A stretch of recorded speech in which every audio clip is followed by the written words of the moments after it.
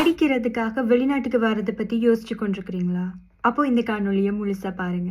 இங்க வர முதல் நிறைய பேர் செய்யற முக்கியமான 3 பிழைகளை சொல்றேன். கண்டிப்பா அதையெல்லாம் நீங்க செய்யாதீங்க.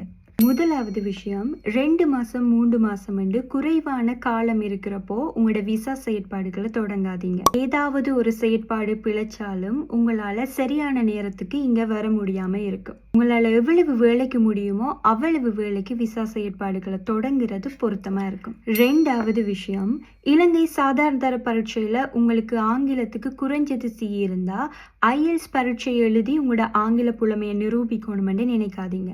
IELTS இல்லாம உங்களை அனுமதிக்கக்கூடிய நிறைய பல்கலைக்கழகங்கள் UKல இருக்கு.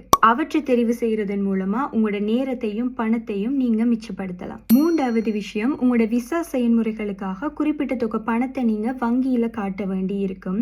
அதுக்கு உங்கள்கிட்ட பணம் இருந்ததுன்னு சொன்னா நீங்க காட்டலாம். அப்படி இல்லை என்று சொன்னா அதற்கென்று சொல்லி இருக்கிற முகவர்கள் மூலமா நீங்க காட்டலாம். அதை விட்டுட்டு நீங்க வட்டிக்கு கடன் வேண்டி காட்டுறதன் மூலமா உங்களுக்கு இன்னும் பிரச்சனைகள் தான் கூடும். இங்க வந்ததுக்கு பிறகு அந்த வட்டி கட்டுறதுலயே உங்களோட வாழ்க்கை முடிஞ்சிடும். ஆக அந்த தப்பையும் செய்யாதீங்க. இப்படியான நிறைய விஷயங்களை தொடர்ந்து பேசலாம் அடுத்த காணொளியில.